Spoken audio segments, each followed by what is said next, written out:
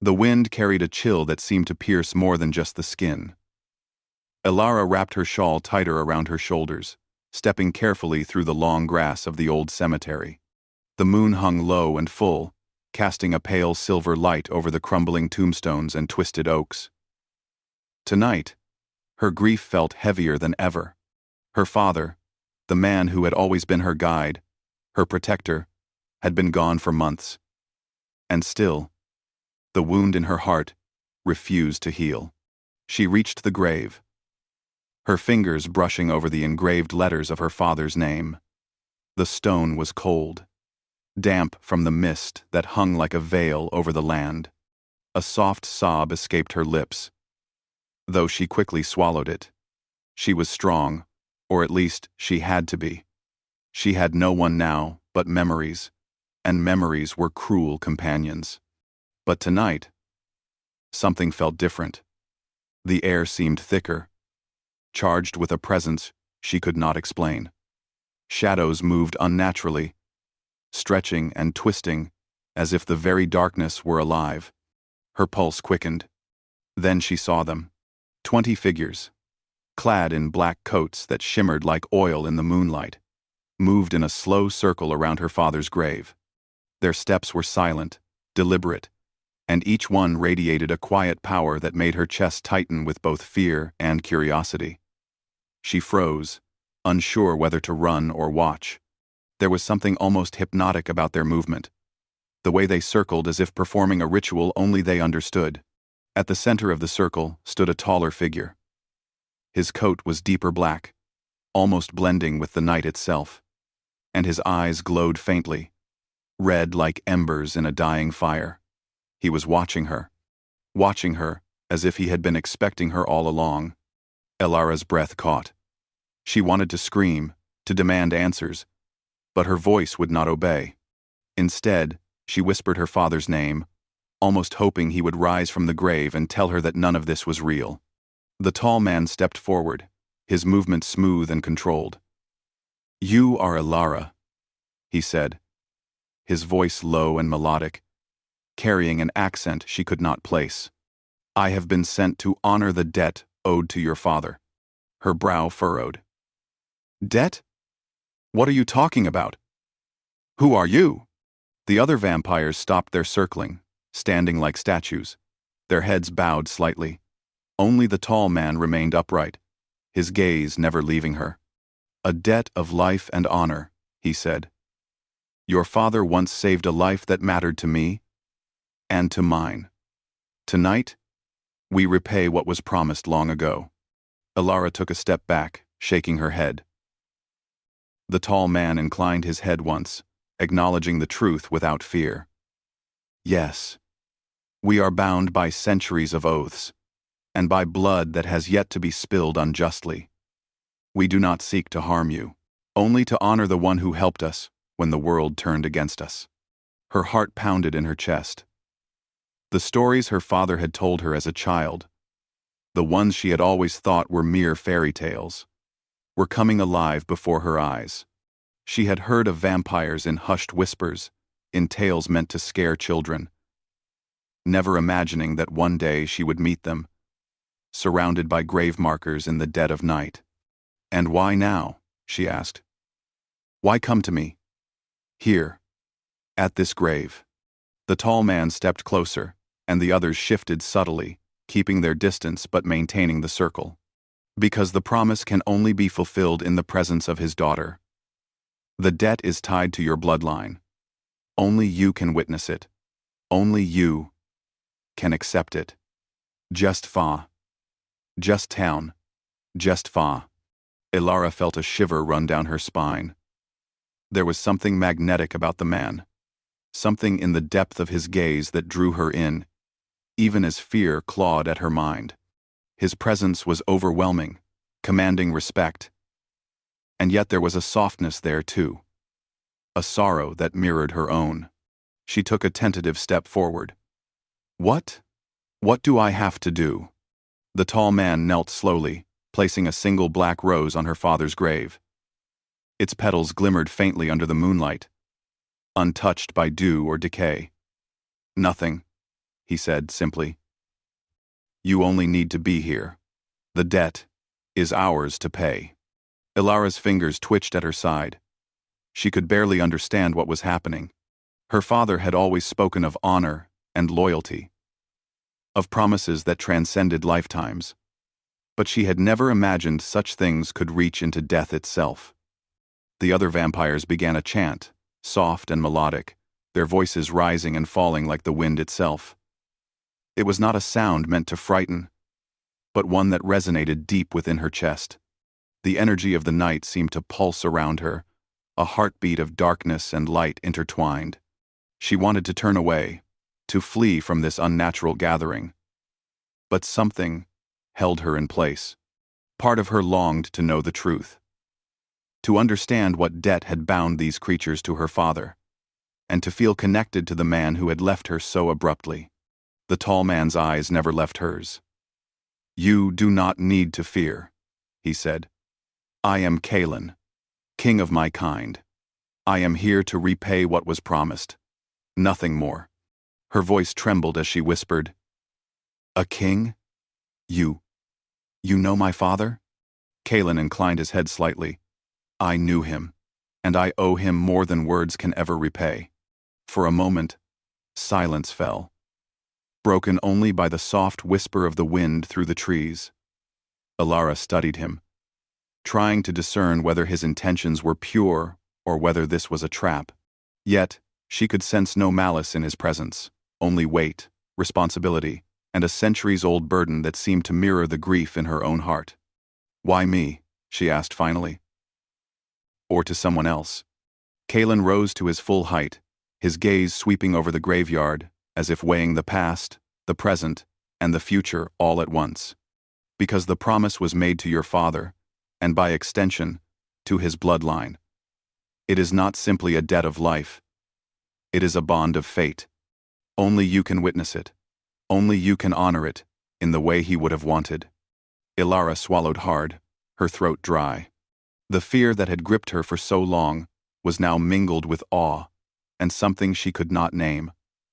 A strange fascination with the man who called himself a king, and the silent, devoted figures who surrounded him. Kalen stepped forward once more, placing a hand lightly on the grave, close enough for her to see the faint pulse of his life beneath the pale skin. Tonight, the dead is honored. But know this, child of the man who once saved us. This night marks only the beginning. A world of shadows and promises now touches your life, whether you wish it or not. The other vampires knelt in unison, their forms motionless yet alive with quiet power. The circle they had formed now seemed like a sacred altar, a testament to loyalty that had survived centuries. Ilara felt a tug in her chest, a pull that was not fear, nor grief, but something more intimate, more profound. She realized then that her life, as she had known it, was about to change forever. The veil between the mundane and the supernatural had been lifted, and she could not look away. The wind grew colder, swirling around her like a living thing.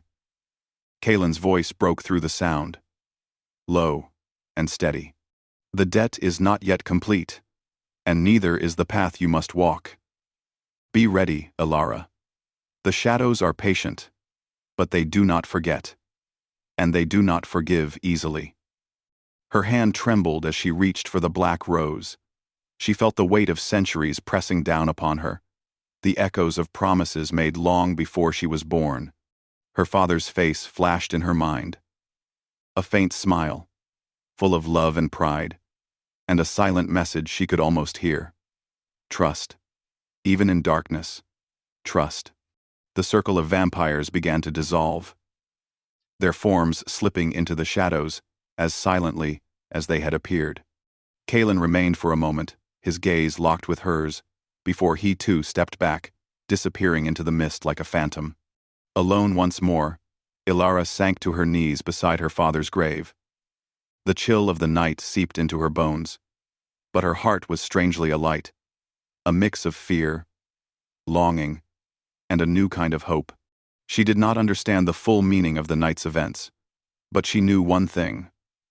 Her life had changed, and the debt owed to her father would shape her destiny in ways she could not yet imagine.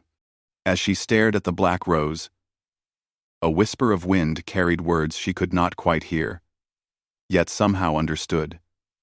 The debt is yours to witness, and the path is only beginning. Watch closely, child of the saved, for your life and your heart are no longer entirely your own. And in that moment, Elara realized she had crossed a threshold. The world she had known safe, predictable, and ruled by grief had been replaced by one of shadows, power, and a presence that both terrified and enthralled her. She was not alone anymore, and somehow, she knew she never would be. Elara could barely see the path before her. Mist curled around the trees like living fingers, and the moonlight danced on the forest floor in broken silver patches. She followed the figure she now knew as Kalen, the vampire king, whose presence was both terrifying and magnetic. Her heart thumped in her chest. Not from fear alone, but from the strange pull she felt toward him. A pull she could not name, nor resist. They walked in silence for a long while. The forest seemed alive with whispers, as though the trees themselves were watching them. She had so many questions she longed to ask, but each time she opened her mouth, Kalen's steady gaze held her quiet. His presence demanded respect, and she felt unspoken rules pressing upon her. Finally, they arrived at a hidden entrance carved into the side of a hill. The stones were old, worn by centuries, and the archway seemed to breathe in the cold night air. Kalen placed a hand on the gate, and it swung open silently, revealing a staircase that led deep underground. "This way," he said, his voice calm but commanding. "The debt my kind owes your father can only be honored within our court." Elara swallowed hard but followed. The air grew colder, heavier, and the shadows seemed to move with a life of their own. When they reached the bottom of the staircase, a vast hall opened before her. It was enormous, with high ceilings lost in shadow, and long red banners hanging along the walls. Candlelight flickered across the polished black floors, casting reflections like liquid fire. The smell of incense mixed with something metallic, a scent both foreign and strangely intoxicating.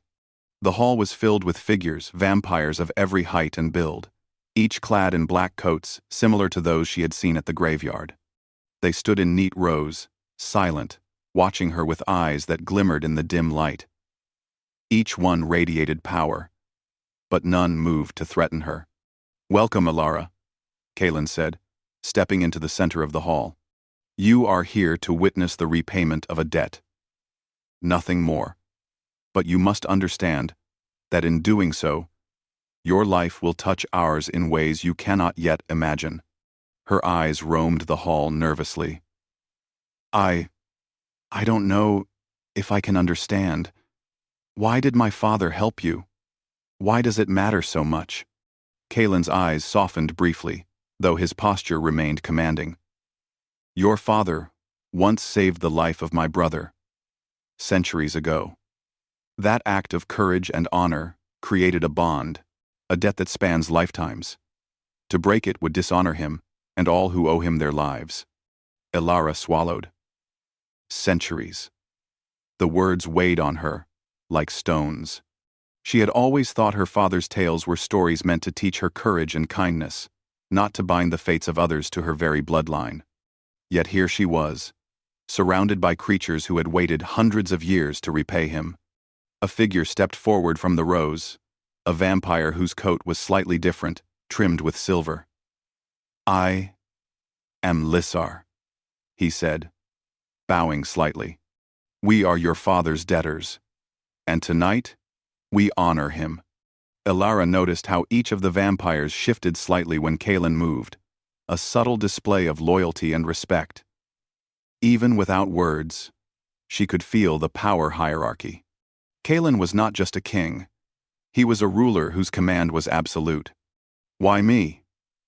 Elara asked again, unable to quiet the fear and curiosity inside her. "Why does this debt touch me? I'm not him. I don't know anything about your world. Kalen moved closer, his eyes locking onto hers. Because the debt is not only to him, it is also to his bloodline. There is power in your lineage, dormant for centuries. It resonates with the oath my kind took. Your presence is necessary for its fulfillment. Her heart raced. Power in her bloodline? She had always been just a normal woman, or so she had thought.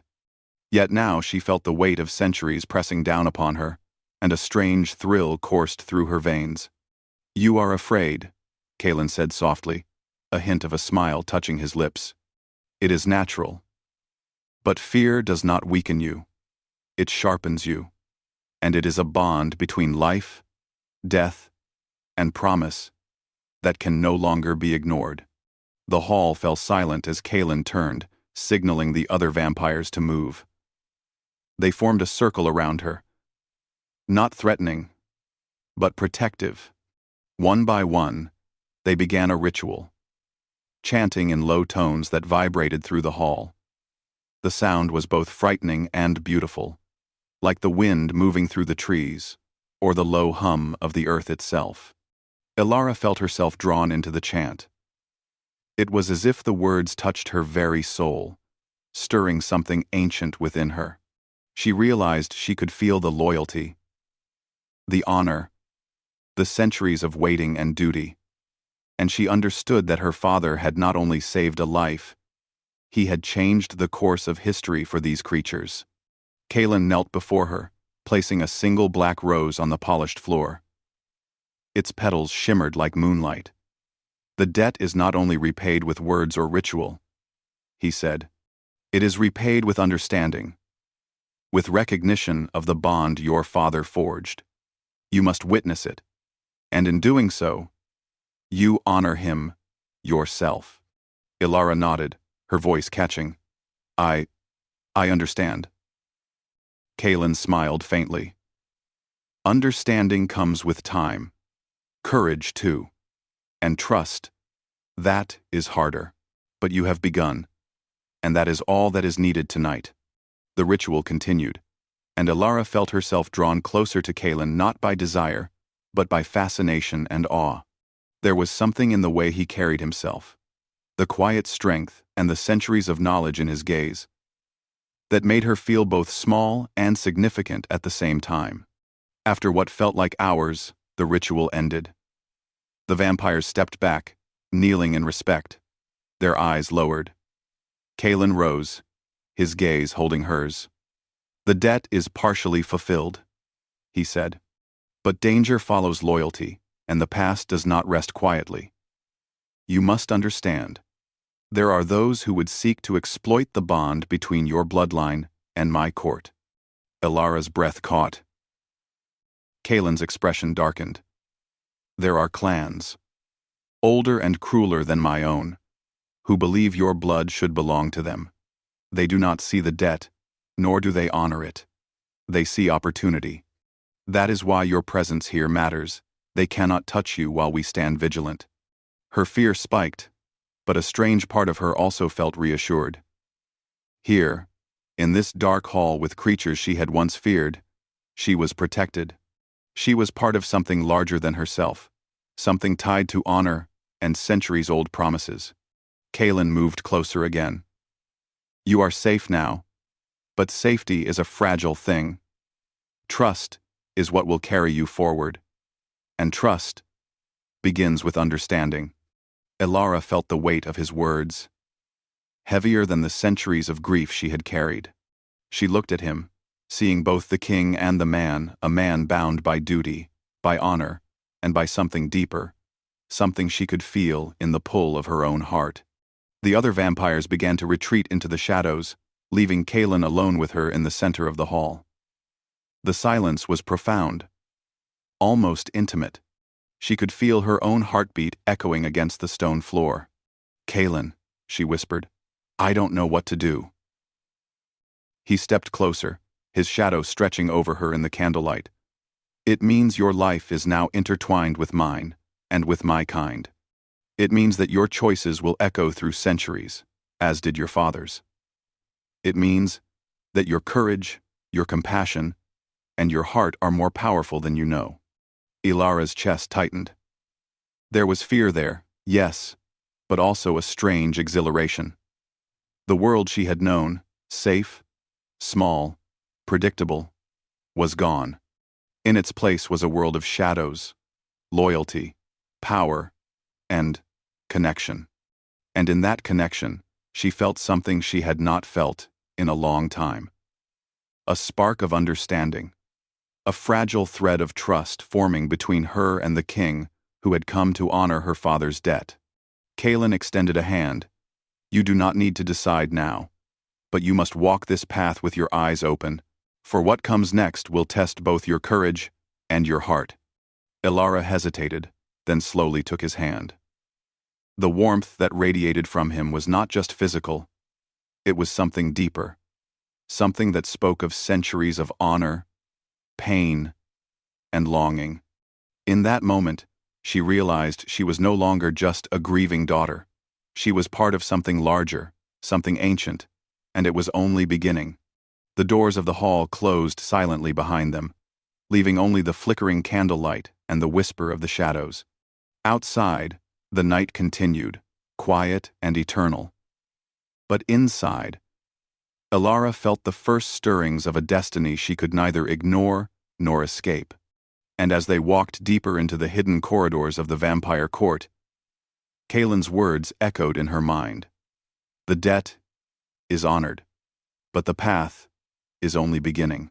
Trust, courage, and heart, these will shape what comes next.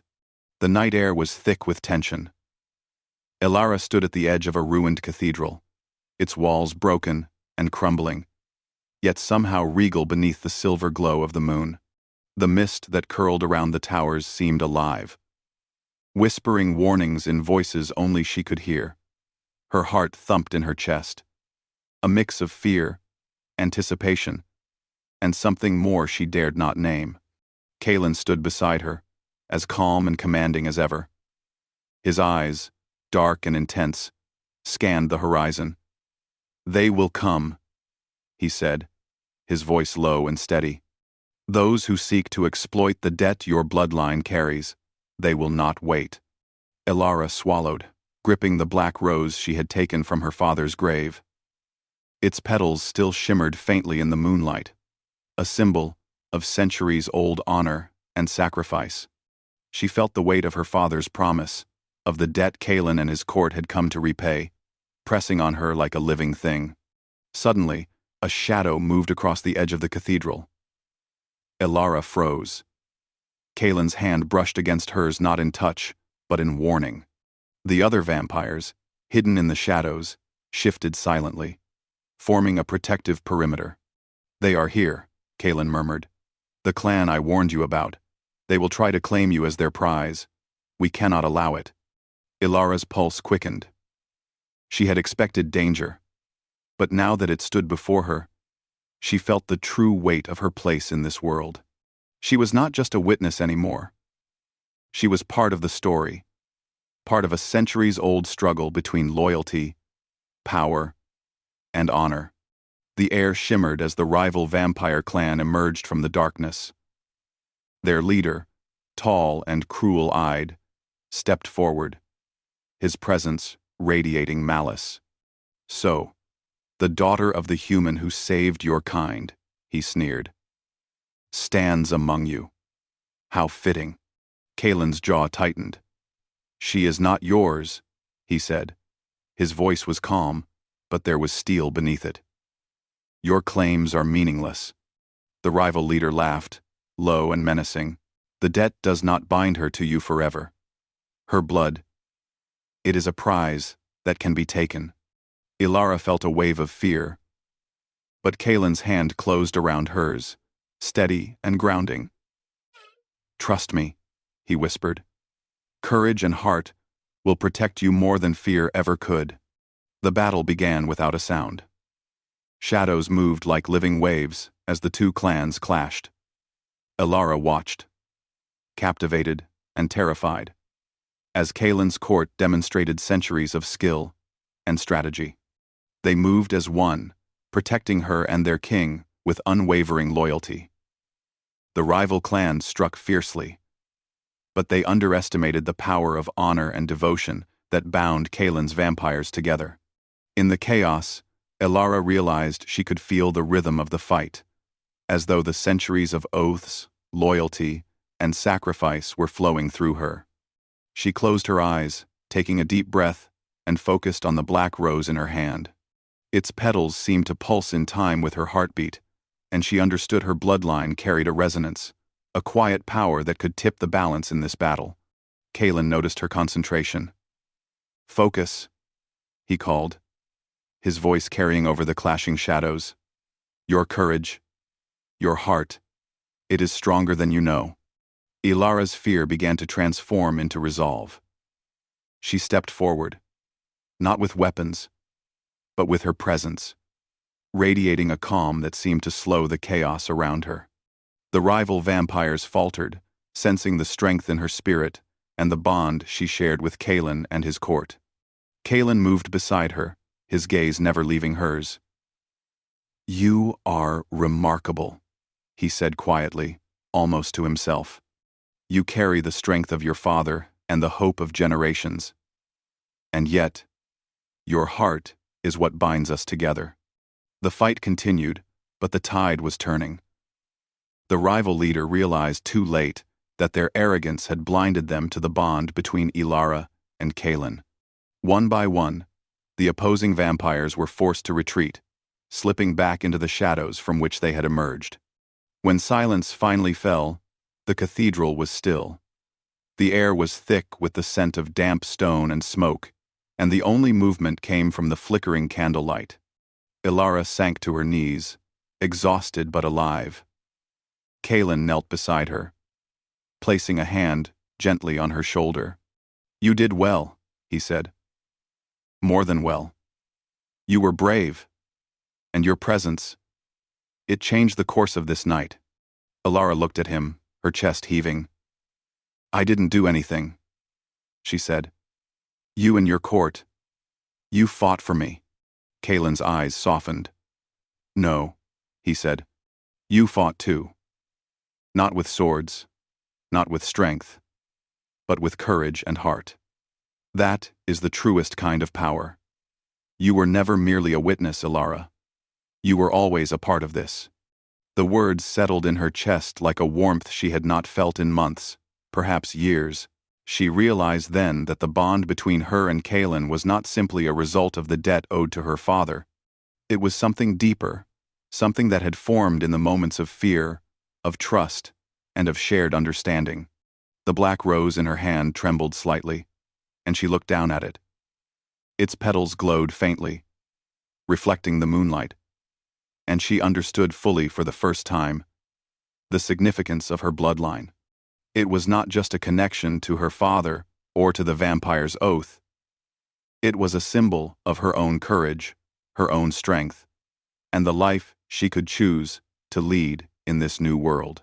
Kaelin's hand brushed hers, not with force, but with quiet certainty.